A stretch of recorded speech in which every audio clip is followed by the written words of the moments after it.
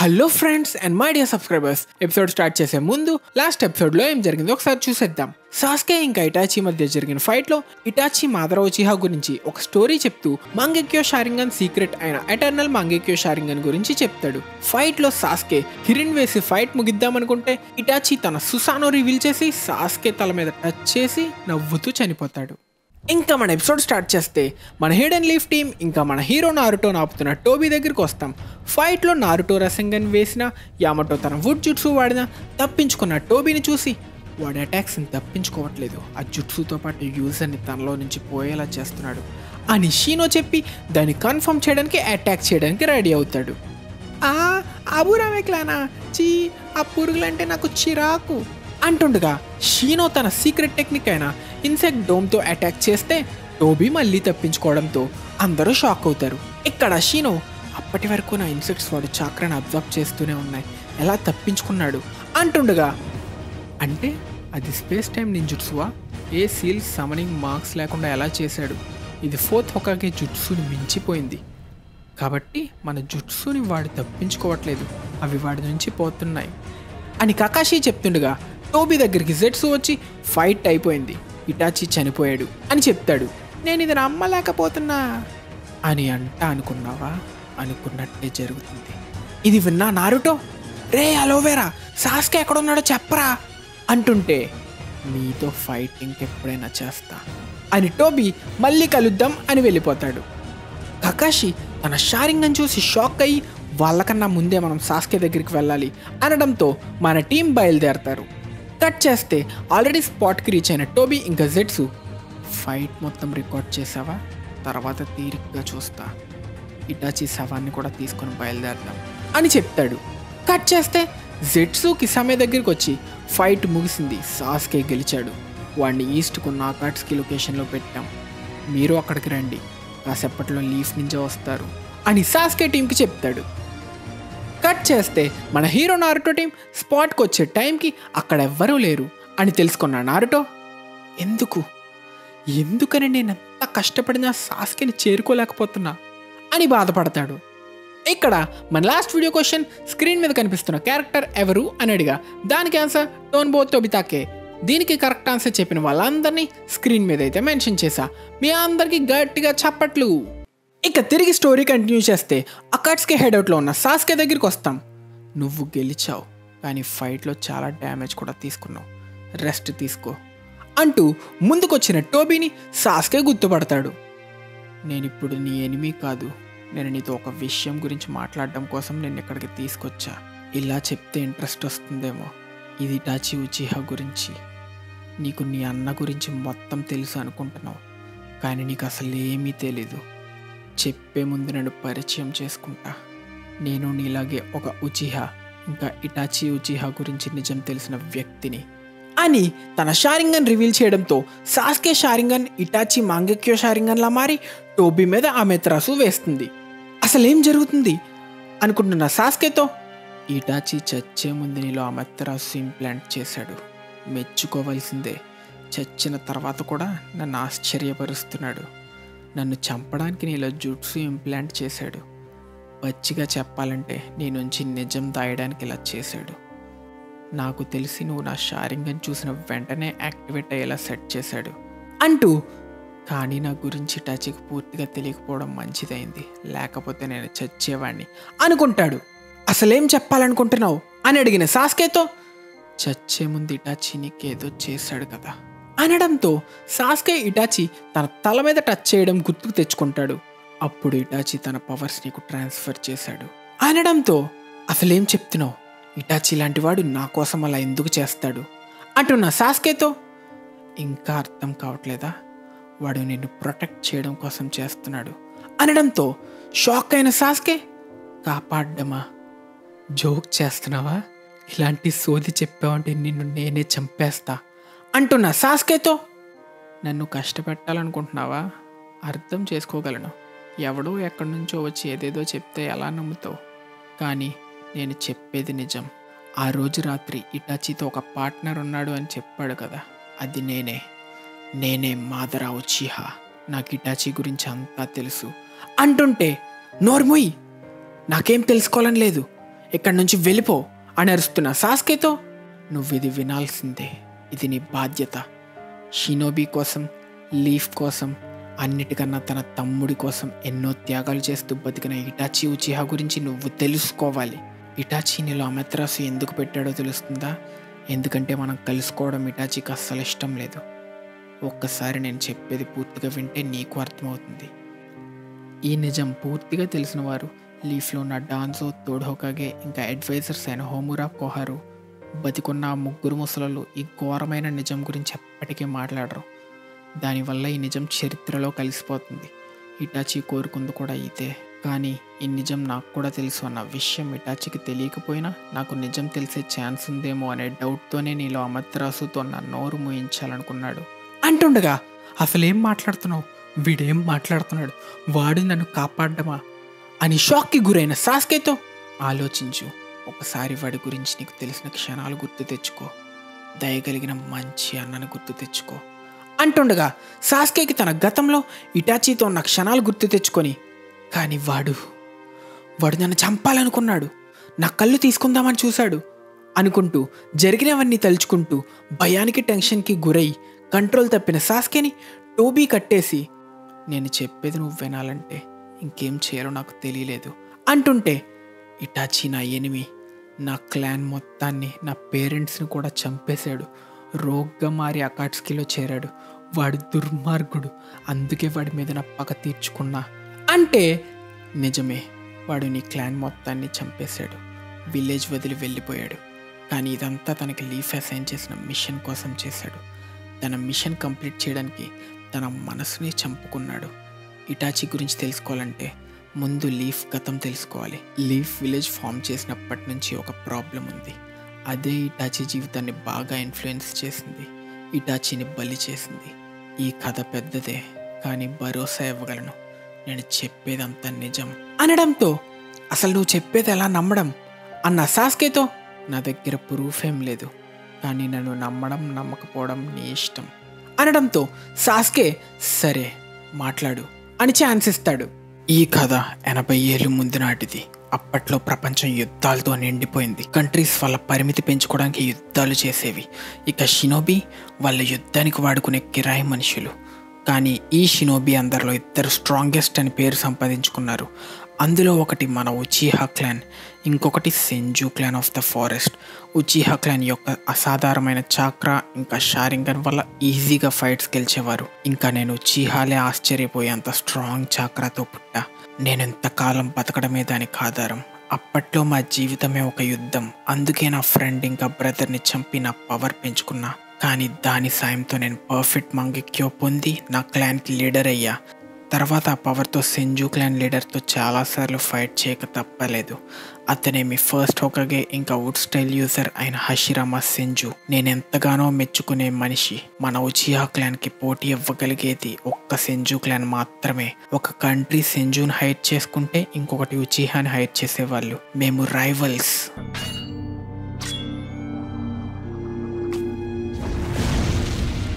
మంచి పేరు సంపాదించుకున్నా అంటుంటే, దీనికోసం అన్ని తమ్ముడు కళ్ళు లాక్కున్నావు అని అడిగిన సాస్కేతో, తప్పలేదు, అది నా శక్తి పెంచుకొని నా క్లాన్ని కాపాడడం కోసం. ఫైట్స్ వల్ల పేరు పెరిగే కొద్దీ మా శత్రువులు కూడా పెరిగారు. అలానే మేము చేయాల్సిన సాక్రిఫైస్లు కూడా పెరిగాయి. అది కేవలం గుర్తింపు కోసం చేయలేదు. నా తమ్ముడే దీనికి ఒప్పుకొని తన కళ్ళు దానం చేశాడు. కానీ ఒకరోజు సెంజు ఉచిహాతో రాజీ పడ్డారు. దానికి ఉచిహా ఒప్పుకున్నారు. రెండు వైపులు అలసటలేని యుద్ధాల వల్ల ఒప్పుకున్నారు. కానీ నేను ఒక్కడనే దానికి ఒప్పుకోలేదు. ఇన్నాళ్ళ పగ ఏమైంది? దీనికోసం నా తమ్ముడు నాకు దూరం అయ్యాడు. నాకు సెంజు మీద అస్సలు నమ్మకం లేదు. ఏదో ఒకరోజు ఉచిహాని అంతం చేస్తారని తెలుసు. అది తెలిసి కూడా నా వాళ్ళు రాజీకి ఒప్పుకున్నారు. వాళ్ళ లీడర్ అవ్వడం వల్ల వేరే ఆప్షన్ లేక నేను ఒప్పుకోవాల్సి వచ్చింది. దీనితో మా అలయన్స్ ఫామ్ అయ్యి ఫైర్ కంట్రీతో ఒప్పందం కుదుర్చుకున్నాం. ఇలా హిడెన్ లీఫ్ విలేజ్ ఇంకా ల్యాండ్ ఆఫ్ ఫైర్ పుట్టాయి. ఇది చూసి మిగిలిన దేశాలు కూడా ఫాలో అయ్యాయి. పీస్ వచ్చింది కొంతకాలానికి. కానీ ఆ తర్వాత మళ్ళీ గందరగోళం మొదలైంది. ఫస్ట్ హోకాగే ఎవరు అనే విషయం మీద. నీకు ఆల్రెడీ సెంజు లీడర్ అయిన హషిరామా ఫస్ట్ హోకాగే అయ్యాడని తెలుసు కదా. మెల్లగా ఉచిహా వాళ్ళ పై చేయి కోల్పోవడం స్టార్ట్ అయింది. కాబట్టి ఇది ఆపడానికి వాళ్ళ లీడర్గా హషిరామాని ఎదిరించాలనుకున్నా, కానీ ఉచిహాలో ఎవ్వరూ నా వెనక రాదలుచుకోలేదు. ఒక్కడిని అయిపోయా, మోసపోయా, నేను నా స్వార్థం కోసం చేస్తున్నానని ముద్ర వేశారు. నన్ను అసహించుకున్నారు. తన ప్రాణం కాపాడుకోవడం కోసం తన తమ్ముడి కళ్ళు లాక్కున్న స్వార్థపరుడిలా ముద్రించారు. రక్తం పంచుకు పుట్టిన తమ్ముడికి అలా ఎవ్వరూ కావాలని చేయరు. నేను ఉచిహా క్లాన్ కోసమే అలా చేశా. అందరి చేతులు మోసపోయిన మనిషిలా విలేజ్ని వదిలేసా. నా పగ తీర్చుకోవడానికి మళ్ళీ విలేజ్తో ఫైట్ చేశా.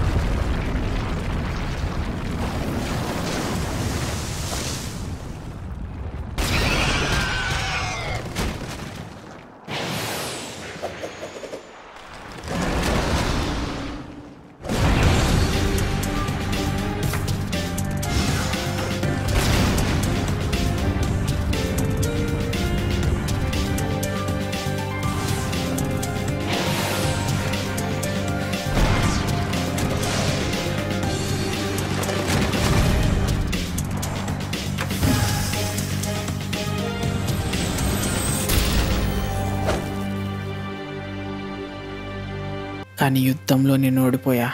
The valley of the end దగ్గర నేను చనిపోయా అనుకున్నారు. మెల్లగా చరిత్ర నుంచి చెరిగిపోయా. హషిరామా తమ్ముడు సెకండ్ హోకాగే అయ్యి నాలాంటి వాడు మళ్ళీ రాకుండా చూడ్డానికి ఉచిహాని స్పెషల్గా చూస్తున్నట్టు పోలీస్ ఫోర్స్ని చేశాడు. కానీ దాని వెనక నిజం ఉచిహాని విలేజ్కి దూరం చేసి వాళ్ళ మీద ఒక కన్నేసి ఉంచడం. మెల్లగా కొంతమందికి ఏం జరుగుతుందో తెలుసుకున్నారు. కానీ అప్పటికే సమయం మించిపోయింది. టైం గడిచింది. ఒకప్పటి గొప్ప ఉచిహా క్లాన్ సెంజు పెంపుడు కుక్కల్లా మారింది.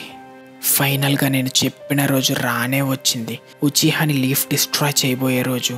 ఇది 16 years ముందు జరిగిన 9 Tails అటాక్ వల్ల స్టార్ట్ అయింది. 9 Tailsని కంట్రోల్ చేసే పవర్స్ ఒక్క ఉచిహాకే ఉన్నాయి కాబట్టి లీఫ్ ఎల్డర్స్ ఆ నింద ఉచిహా మీద మోపారు. కానీ దానితో ఉచిహాకి ఏ సంబంధం లేదు. ఉచిహా మళ్ళీ పవర్ గెయిన్ చేయడం కోసం ఇదంతా ప్లాన్ చేస్తున్నారు అని భావించి తర్వాత నుంచి మన క్లాన్ని విలేజ్లో ఒక మూలకి తోసి ఆ అనుభూతం మానిటర్ చేశారు.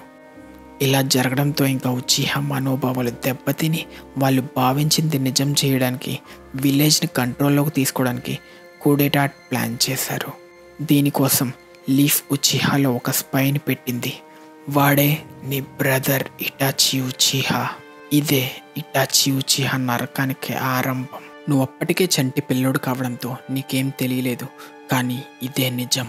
మీ ఫాదర్ ఫూగాకు ఆ కూడెటాట్కి హెడ్, ఇంకా ఇటాచిని మీ ఫాదరే స్పైలా అన్బులో జాయిన్ అవ్వమన్నాడు. కానీ అది రివర్స్ అయింది. ఇటాచి ఒక డబుల్ ఏజెంట్ అయ్యాడు.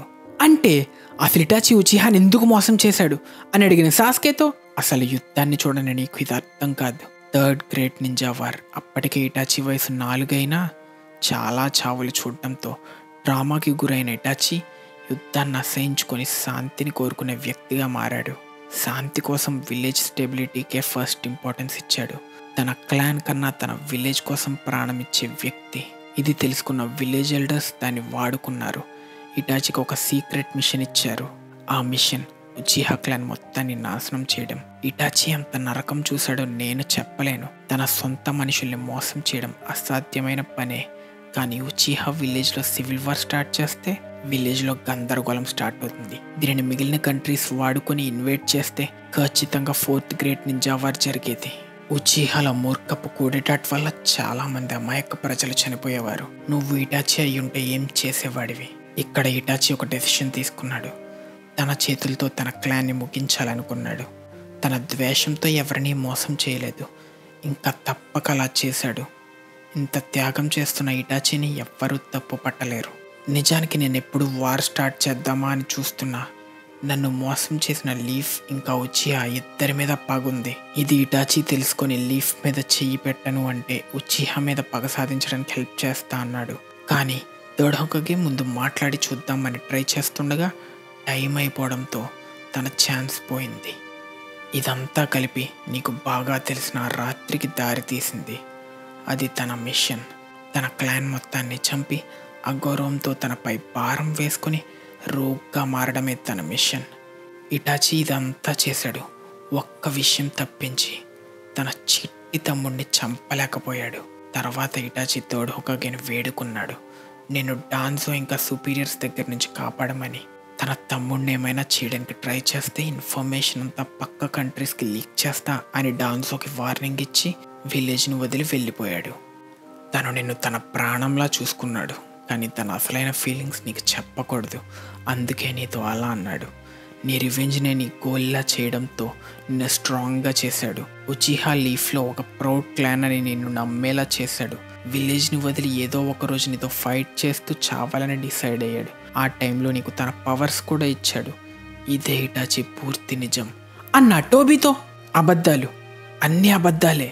వాడు నన్ను ఎన్నిసార్లు చంపడానికి చూశాడో తెలుసా అని అడిగితే, ఇటాచి నిజంగా చంపాలనుకుంటే నువ్వు బతికే ఉంటావా అంటే, కానీ నన్ను తన మాంగిక్యో షారింగన్ వాడి చంపాలనుకున్నాడు అంటే, అదంతా నువ్వు అలా చేస్తావని ముందే ప్లాన్ చేశాడు. ఫైట్లో నువ్వు నీ లిమిట్ రీచ్ అయ్యేలా చేయడం తప్పలేదు. కారణం ఏంటో నీకు బాగా తెలుసు. అది నిన్ను నీ కర్స్ సీల్ నుండి విడిపించడానికి. ఇంకా నీకు బాగా దగ్గరైన వ్యక్తి చావడంతో నీ మాంగిక్యో షారింగన్ యాక్టివేట్ చేయడం. ఇదంతా ఇటాచి ముందే ప్లాన్ చేశాడు. తన ఆఖరి శ్వాస వరకు నీ కళ్ళు లాక్కోవడానికి ట్రై చేస్తున్నట్టు నటించాడు. ఇప్పుడు అర్థమవుతున్నట్టుంది. అంటే అబద్ధం. నా ఇంటెల్స్ అటాక్ వెనకొంది నువ్వే. ఇటాచి ఆల్రెడీ నాకు నువ్వే చేసావని చెప్పేశాడు. నీ వల్లే ఉచిహా నిందించబడ్డారు. నువ్వు ఇంకా ఇటాచి కలిసి నా క్లాన్ని బలి చేశారు అంటే, అది కూడా ఇటాచి చెప్పిన అబద్ధమే. నువ్వు నిజం కనిపెడతావేమో అని అలా చెప్పాడు. అంటే నేను ఇదంతా నమ్ముతాననుకుంటున్నావా? ఇటాచి ఒక దుర్మార్గుడు, మా క్లాన్ మొత్తాన్ని చంపి అకాట్స్కీలో చేరిన ఒక క్రిమినల్ అంటే, ఇటాచి ఆ నేరం అంతా తనపై వేసుకుని అకాట్స్కీ లాంటి డేంజరస్ గ్రూప్లో దాని మీద కన్నేసి ఉంచడం కోసం జాయిన్ అయ్యాడు. ఇది కూడా విలేజ్ కోసమే. తను ఎప్పుడూ విలేజ్ కోసమే, ముఖ్యంగా నీ కోసం ఆలోచించేవాడు.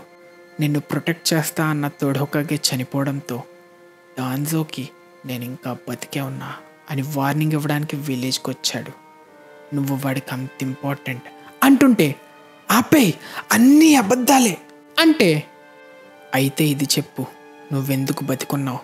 నీ కళ్ళెప్పుడు ఇటాచిని పూర్తిగా చూడలేకపోయాయి. వాడు అబద్ధాలతో చూపిన మాయని కనిపెట్టలేకపోయావు. ఇటాచి తన ఫ్రెండ్స్, ఎల్డర్స్, లవర్, తల్లి ఇంకా తండ్రిని కూడా చంపగలిగాడు, కానీ ఒక్కడిని మాత్రం చంపలేకపోయాడు, తన చిట్టి తమ్ముణ్ణి. విలేజ్ కోసం తన ఎమోషన్స్ని వదిలి రక్తపు కన్నీరు చిందించి క్లాన్ మొత్తాన్ని చంపాడు. ఒక్క నిన్నే చంపలేకపోయాడు. ఎందుకో తెలుసా? అన్నిటినీ వదులుకున్న విలేజ్ కన్నా వాడికి నీ ప్రాణం ఎంతో విలువైనది. తన చావులో ఆఖరి శ్వాస వరకు కాదు, చచ్చిన తర్వాత కూడా నీకోసం కొత్త పవర్ ఇవ్వడానికి ఆలోచించాడు. ఇదంతా ఉచిహా మీద చెడు పేరు చరిపి నేను లీఫ్లో ఒక హీరోని చేయడం కోసం చేశాడు. రోగం బారిన పడిన, చావు దగ్గరికి వస్తున్న, మందులు తీసుకుంటూ కాలం పొడిగించాడు. అంతా తన ప్రాణమైన తమ్ముడి కోసం, లీఫ్ పీస్ కోసం. అన్నిటినీ మించి సాస్కే నీ కోసం తను ఒక ద్రోహిగా, క్రిమినల్గా చావాలనుకున్నాడు. గౌరవంకు బదులు అగౌరవం, ప్రేమకు బదులు ద్వేషంతో నిండిన ఇటాచి ఒక చిరునవ్వుతో చచ్చాడు. ఇదంతా తెలుసుకున్న సాస్కే ఇటాచి తనతో చిన్నతనంలో గడిపిన క్షణాలు గుర్తు తెచ్చుకుంటాడు. 宿題があるんだからそれが終わってからにしなさい。宿題は後でするから簡単だし。どこに隠れたのかな。見つけた。なかなかやるなサスケ。でも残念。あ、ずりーよ。兄さん分身の術使って逃げたんだよ。許せサスケ。サスケ、そろそろ帰ろう。術を教えてくれるって言っただろ。許せサスケ、また今度だ。お前と俺は唯一無二の兄弟だ。許せサスケ、また今度だ。お前の越えるべき壁として俺はお前と共にあり続けるさ。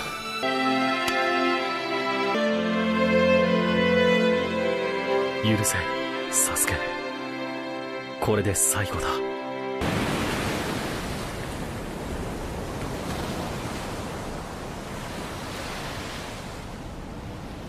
我らは蛇を出した。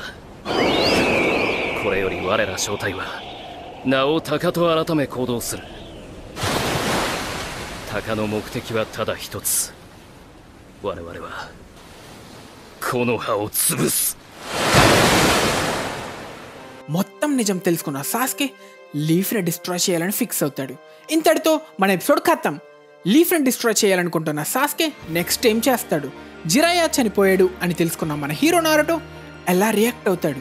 ఇవన్నీ తెలుసుకోవాలంటే ఖచ్చితంగా నెక్స్ట్ ఎపిసోడ్ చూసేయాల్సిందే. కొంచెం గ్యాప్ తీసుకొని అతి త్వరలో నెక్స్ట్ ఎపిసోడ్ని మీకోసం మన ఛానల్లో అయితే అప్లోడ్ చేసేస్తా.